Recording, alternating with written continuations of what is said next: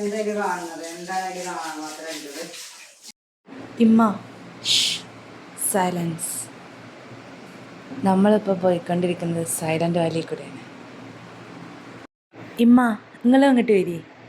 നിങ്ങൾക്കറിയില്ലല്ലോ silent വാലിയിൽ എന്തൊക്കെയുള്ളതെന്ന്. ഇങ്ങോട്ട് വരി, നമുക്ക് കാണും ചെയ്യാം. സൈലൻ്റ് വാലിനെ കുറിച്ച് ഞാൻ നിങ്ങൾക്ക് പറഞ്ഞുതരും ചെയ്യാം. പാലക്കാട് ജില്ലയിലെ മണ്ണാർക്കാട് താലൂക്കിലെ നീലഗിരി കുന്നുകളിലാണ് നമ്മൾ സൈലൻ്റ് വാലി സ്ഥിതി ചെയ്യുന്നത്. നീലഗിരി ബയോസ്ഫിയറിൻ്റെ ഒരു ഭാഗമാണ് സൈലൻ്റ് വാലി. കേരളത്തിലെ ഇടുക്കി ജില്ലയ്ക്ക് പുറത്തുള്ള ഒരു ദേശീയോദ്യാനമാണ് നമ്മുടെ സൈലൻ്റ് വാലി. റോബർട്ട് റൈറ്റ് എന്ന് പറയുന്ന ബ്രിട്ടീഷുകാരനാണ് സൈലൻ്റ് വാലിക്ക് ഈ പേര് നിർദ്ദേശിച്ചത്. ഇമ്മ ചീവീടുകൾ ഇവിടെ ഇല്ലാത്തതുകൊണ്ടാണ് ഇതിന് സൈലൻ്റ് വാലി എന്ന് പേര് നൽകിയത്. ചീവീട് പറഞ്ഞ സൗണ്ട് ഉണ്ടാക്കുന്ന ജീവിയില്ലേ, നമ്മൾ ചെവി ഇങ്ങനെ കൊട്ടിയടുപ്പിച്ചത്, അതില്ലാത്തതുകൊണ്ടാണ് അവിടെ സൈലൻ്റ് വാലി എന്നുള്ള പേര് കിട്ടിയത്. ഏറ്റവും കൂടുതൽ ജൈവ വൈവിധ്യമുള്ള ദേശീയോദ്യാനമാണ് സൈലൻ്റ് വാലി.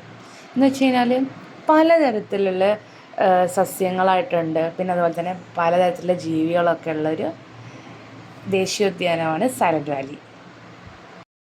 സിംഹവാലൻ കുരങ്ങ് അഥവാ മക്കാക്കസ്ലിൻസ് ഏറ്റവും കൂടുതലുള്ളത് നമ്മുടെ സൈലൻ്റ് വാലിയിലാണ്. വെടിപ്ലാവുകൾ കൂടുതലുള്ളതുകൊണ്ടാണ് സൈലൻ്റ് വാലിയിൽ സിംഹവാലൻ കുരങ്ങ് ഏറ്റവും കൂടുതൽ കാണപ്പെടുന്നത്. കുല്ലിനിയ എക്സാറിലാറ്റ എന്നാണ് നമ്മുടെ ഈ വെടിപ്ലാവിൻ്റെ ശാസ്ത്രീയ നാമം.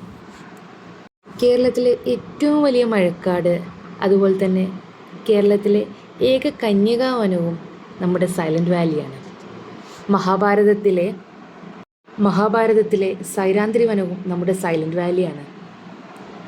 കേരളത്തിലെ നിത്യഹരിത വനമാണ് നമ്മുടെ സൈലൻ്റ് വാലി. മങ്ങൾ കണ്ടില്ലേ ഇത്രയും പച്ചപ്പ്?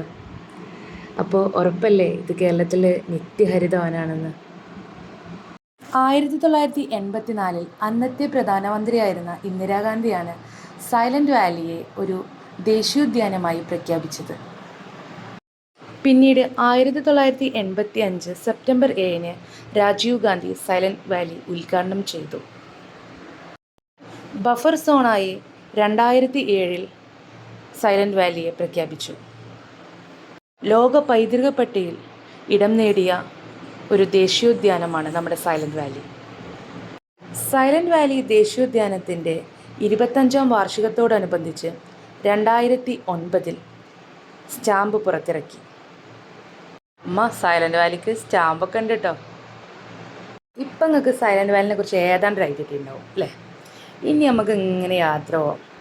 എന്ത് ഭംഗിയുള്ളൊരു നാടാണെന്നറിയോ ഇത്. നമ്മൾ ഈ യാത്ര എന്ന് പറയുന്നത് ഭയങ്കര രസമാണ്. നമ്മൾ ഈ സൈലൻ്റ് വാലി, അട്ടപ്പാടി, ആനക്കട്ടി ഭയങ്കര ഭംഗിയാണ്. വളരെ ബ്യൂട്ടിഫുൾ ആയിട്ടുള്ളൊരു യാത്രയാണ്. എന്ന് വെച്ച് കഴിഞ്ഞാൽ നമ്മൾ ഈ കാടിൻ്റെ ഉള്ളിൽ കൂടെ ഉള്ള യാത്ര എന്ന് പറഞ്ഞാൽ ഭയങ്കര രസമാണ്.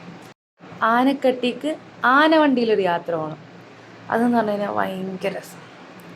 നമ്മൾ ഈ KSRTC ബസ് എന്ന് പറഞ്ഞാൽ തന്നെ ഭയങ്കര താളത്തിൽ അങ്ങനെ പോയിരിക്കും.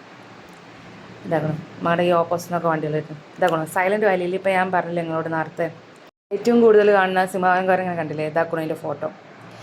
പിന്നെ ഒരുപാട് വെറൈറ്റി സ്പീഷ്യസ് ഉണ്ട്. നമ്മൾ ഈ ഇവിടെയൊക്കെ നിന്നിട്ടാണ് അധികം ആൾക്കാരും ഫോട്ടോ എടുക്കുക ഇങ്ങോട്ടൊക്കെ ട്രിപ്പ് അടിക്കുമ്പോൾ.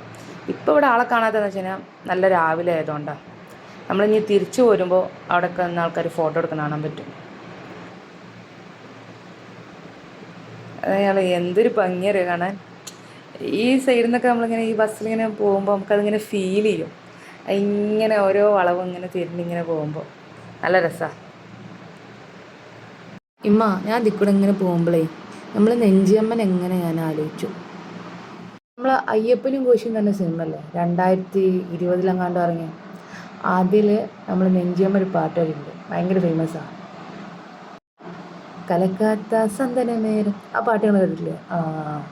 ആ പാട്ട് പാടിയതാരാ? ഈ നെഞ്ചിയമ്മ. ഞാൻ ഫോട്ടോ ഇപ്പം കാട്ടിത്തരാം, അപ്പം നമുക്ക് മനസ്സിലാവും. ഇമ്മ ഇതാക്കണം നമ്മളെ നെഞ്ചിയമ്മ. ഇപ്പം നിങ്ങൾ കണ്ടിട്ടില്ലേ? 2022 മികച്ച ഗായികയ്ക്കുള്ള ദേശീയ പുരസ്കാരം ഇവർ മേടിച്ചിട്ടുണ്ട്. അയ്യപ്പനും കോശി എന്ന് പറയുന്ന ഈ സിനിമയിലെ ഈ പാട്ടിന്. കാടിൻ്റെ ഉള്ളിൽ കൂടെ നമ്മൾ ആനവണ്ടിയിൽ ഇങ്ങനെ പോകണം. മണ്ണാർക്കാട്, അട്ടപ്പാടി, അഗളി, മുക്കാലി, ഇവിടെ കൂടെയുള്ള യാത്ര എന്ന് പറഞ്ഞാൽ ഭയങ്കര രസമാണ്. അപ്പം നല്ലൊരു മഴ ഉണ്ട് ചെറുതായിട്ട് ഇങ്ങനെ. മഴയിൽ കുളിച്ചിട്ടുള്ള അട്ടപ്പാടി കാണാനും അതിമനോഹരമാണ്. മഴക്കാലത്ത് സൈലൻറ്റ് വാലി കാണാൻ ഒരു പ്രത്യേക ഭംഗി തന്നെയാണ്. സൈലൻറ്റ് വാലിയിലൂടെ ഒഴുകുന്ന പുഴയാണ് തൂതപ്പുഴ. ഭാരതപ്പുഴയുടെ പ്രധാന കൈവഴിയായ കുന്തിപ്പുഴയുടെ ഉത്ഭവം ഇവിടെ നിന്നാണ്. സൈലൻറ്റ് വാലി നാഷണൽ പാർക്കിൽ നിന്നും ഉത്ഭവിക്കുന്ന പുഴയാണ് കുന്തിപ്പുഴ. സൈലൻറ്റ് വാലി സ്ഥിതി ചെയ്യുന്നത് പശ്ചിമഘട്ടത്തിലാണ്. അപ്പം ഞാനെടുത്ത ഈ വീഡിയോ തന്നെ ആ ഒരു മലനിരകളും ആകാശത്തെ ആ മേഘങ്ങളും അതുപോലെ തന്നെ ഈ നിറയെ മരങ്ങളും ഈ പച്ചപ്പും തന്നെ ഓരോ യാത്രക്കാരനെയും സന്തോഷം നൽകുന്ന ഒന്ന് തന്നെയാണ്. 2012 യുനെസ്കോ ആണ് ഈ വനമേഖലയ്ക്ക് ലോക പൈതൃക പദവി നൽകിയത്. കടുവ, പുള്ളിപ്പുലി, ആന, വിവിധ ഇനം പാമ്പുകൾ, സിംഹവാലൻ കുരങ്ങ്, മലബാർ ജയന്റ് സ്ക്വിരൽ എന്ന മലയണ്ണാൻ, മ്ലാവ്, കാട്ടുപോത്ത് തുടങ്ങി ഉഷ്ണമേഖലയിലെ ജീവജന്തു സമൂഹത്തിൽ കാണുന്ന എല്ലാ ജീവികളെയും ഇവിടെ കാണാം. പക്ഷികളുടെയും ചിത്രശലഭങ്ങളുടെയും നിശാശലഭങ്ങളുടെയും തുമ്പികളുടെയും മറ്റു ചെറു പ്രാണികളുടെയും മറ്റൊരു നിരയും വൈവിധ്യമേറിയതാണ് ഇവിടം. 1000-ലേറെ ഇനം പുഷ്പ സസ്യങ്ങൾ സൈലൻറ്റ് വാലിയിൽ നിന്നു രേഖപ്പെടുത്തിയിട്ടുണ്ട്. 110-ലേറെ ഇനം ഓർക്കിഡുകളും നിശാശലഭങ്ങളുടെ 400 ഇനങ്ങളും 200-ലേറെ ഇനം ചിത്രശലഭങ്ങളും ഇതുവരെ റിപ്പോർട്ട് ചെയ്തിട്ടുണ്ട്. ആദ്യമായി രേഖപ്പെടുത്തപ്പെട്ട 10 ഇനങ്ങൾ ഉൾപ്പെടെ ഷഡ്പദങ്ങളുടെ പട്ടിക 128-ലേറെ വരും. സന്ദർശകർക്ക് ജൈവസമ്പത്തിൻ്റെ പ്രാധാന്യം മനസ്സിലാക്കി കൊടുക്കുന്ന ഒരു പാഠശാല കൂടിയാണ് നമ്മുടെ സൈലൻറ്റ് വാലി. ഇതൊക്കെ നമ്മൾ സൈലൻറ്റ് വാലി.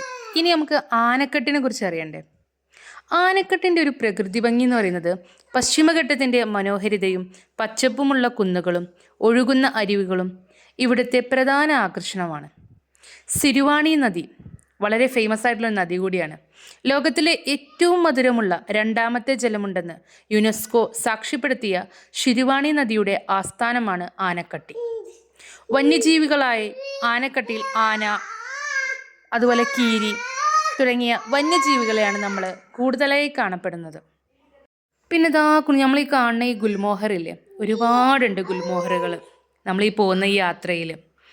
നമ്മുടെ ഈ ആനക്കട്ടി സ്ഥിതി ചെയ്യുന്നത് നമ്മുടെ തമിഴ്നാട് കേരള അതിർത്തിയിൽ കോയമ്പത്തൂരിൽ നിന്ന് ഒരു ഏകദേശം 30 കിലോമീറ്റർ അകലെയാണ് ഇത് സ്ഥിതി ചെയ്യുന്നത്. ആനക്കട്ടി സന്ദർശിക്കാൻ പറ്റിയ സമയം എന്ന് പറയുന്നത് ഒക്ടോബർ മുതൽ മാർച്ച് വരെയുള്ള സമയമാണ് ഏറ്റവും നല്ല സമയം. ആനക്കട്ടിയിലൂടെയുള്ള ഒരു യാത്ര എന്ന് പറയുന്നത് വളരെ ഭംഗിയുള്ളതാണ്. ഇപ്പം നമ്മൾ പോകുന്ന വഴിയിൽ കണ്ടിട്ടുള്ള ആളുകളാണ്. ഒരു ബസ് സ്റ്റോപ്പൊക്കെയാണ് നമ്മൾ ഈ കാണുന്നത്. ഈ ഒരു ആനക്കട്ടിയുടെ ഒരു ഏറ്റവും വലിയൊരു പ്രകൃതി ഭംഗി ഇത്രയും ഭംഗിയുള്ളതായി കാണാൻ കാരണം പശ്ചിമഘട്ടത്തിലാണ് നമ്മുടെ ആനക്കട്ടി സ്ഥിതി ചെയ്യുന്നത്. അതുതന്നെയാണ് അവിടുത്തെ ആ ഒരു പ്രകൃതി ഭംഗിക്കും അവിടുത്തെ വന്യജീവികളുടെ സംരക്ഷണത്തിനൊക്കെ ഒരു കാരണം. ഇനിയൊരു ചായ കുടിച്ചിട്ടാവും യാത്ര. അങ്ങനെ ആനക്കട്ടി എത്തി ചായയൊക്കെ കുടിച്ച് വീണ്ടും യാത്ര തുടങ്ങി. ചായയൊക്കെ കുടിച്ച് എന്തെങ്കിലും നമ്മുടെ ഈ ഒരു യാത്ര ആ ചായയുടെ ചൂടിനൊക്കെ ഇല്ലാണ്ടാക്കി. വീണ്ടും ബസ്സിൻ്റെ സൈഡ് സീറ്റിലിരുന്ന് ഈ മലനിരകളും ഈ പശ്ചിമഘട്ടവും എല്ലാം കണ്ട് വീണ്ടും യാത്ര തുടങ്ങി. അൽഹംദുലില്ലാ, അള്ളാൻ്റെ ഭൂമിയിലെ കാഴ്ച എൻ്റെ നഗ്ന നേത്രങ്ങൾ കൊണ്ട് എനിക്ക് കാണാൻ കഴിഞ്ഞതിൽ ഒരുപാട് ശുക്രുണ്ട് അല്ലാഹ്. മനസ്സിനും എൻ്റെ കണ്ണുകൾക്കൊക്കെ കുളിരണിയുന്നൊരു യാത്ര തന്നെയായിരുന്നു അത്. ഇനി നമ്മൾ അടുത്തത് പറയാൻ പോകുന്നത് അഗളി ഗ്രാമത്തിനെ കുറിച്ചിട്ടാണ്. മണ്ണാർക്കാട് നിന്ന് 38 കിലോമീറ്റർ അകലത്തിലാണ് അഗളി ഗ്രാമം സ്ഥിതി ചെയ്യുന്നത്. അഗളിയിൽ നിന്ന് 18 കിലോമീറ്റർ അകലെയാണ് തമിഴ്നാട് അതിർത്തിയിലുള്ള ആനക്കട്ടി എന്ന കൊച്ചു ഗ്രാമം സ്ഥിതി ചെയ്യുന്നത്. ആനക്കട്ടിയിൽ നിന്നുള്ള ബസ്സുകൾ ആനക്കട്ടി മണ്ണാർക്കാട് റോഡിലൂടെ 18 കിലോമീറ്റർ താണ്ടി അഗളി ഗ്രാമത്തിലെത്തുന്നു. പശ്ചിമഘട്ടത്തിലെ നീലഗിരി കുന്നുകൾക്ക് താഴെയായി ഭവാനി നദിയുടെ ഉത്ഭവസ്ഥാനത്തെ ഒരു വിശാലമായ പർവ്വത താഴ്വരയാണ് അഗളി ഗ്രാമം. കിഴക്ക് കോട്ടത്തറ ഗ്രാമവും തെക്ക് കല്ലമല ഗ്രാമവും ശിരുവാണി നദിയുമാണ് ഇതിൻ്റെ അതിർത്തികൾ. ഗ്രാമത്തിലെ 70% ജനങ്ങളുടെയും വരുമാനം കൃഷിയിൽ നിന്നുള്ളതാണ്. സൈലന്റ് വാലി ദേശീയോദ്യാനത്തിലേക്കുള്ള ഏറ്റവും അടുത്ത സ്ഥലമാണ് അഗളി. സൈലന്റ് വാലി ദേശീയോദ്യാനത്തിൽ നിന്നും ഏകദേശം 16 കിലോമീറ്റർ മാത്രം അകലെയുള്ളതിനാൽ സൈലന്റ് വാലിയിലേക്ക് വരുന്ന സഞ്ചാരികൾക്കുള്ള താമസ സൗകര്യവും അഗളിയിൽ തന്നെ ഒരുക്കിയിരിക്കുന്നു. നിരവധി ലോഡ്ജുകളും റിസോർട്ടുകളും അഗളിയിൽ സ്ഥിതി ചെയ്യുന്നു. പ്രകൃതി രമണീയമായ ആദിവാസി മേഖലയാണ് അട്ടപ്പാടി. ഇരുളർ, മുകുടർ, കുറുമ്പ എന്നീ വിഭാഗങ്ങളാണ് കേരളത്തിലെ സഹ്യപർവ്വതത്തിനരികത്തുള്ള ഒരു മലയോര താലൂക്കാണ് അട്ടപ്പാടി. അഗളിയാണ് അട്ടപ്പാടി താലൂക്കിൻ്റെ ആസ്ഥാനം. ആനമൂളി എന്ന സ്ഥലമാണ് അട്ടപ്പാടിയുടെ തുടക്കം. അട്ടപ്പാടിയിലെ ആദിവാസി മേഖലയിൽ കുന്നിൻ മുകളിൽ മാത്രം കണ്ടുവരുന്ന ഒരിനം ആടാണ് അട്ടപ്പാടി ബ്ലാക്ക് ആട്. ഈ ആടുകൾക്ക് കറുത്ത നിറവും ചെമ്പൻ കണ്ണുകളും നീണ്ട കാലുകളുമാണ്. രോഗപ്രതിരോധ ശേഷി കൂടുതലുള്ള ഈ ആടുകൾക്കിപ്പോൾ വംശനാശം സംഭവിച്ചുകൊണ്ടിരിക്കുകയാണ്.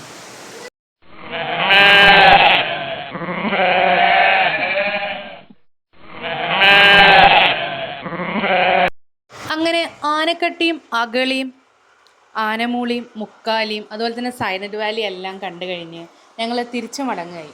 അങ്ങനെ ഈ നിശബ്ദതയുടെ താഴ്വരയോട് യാത്ര പറയുകയാണ്.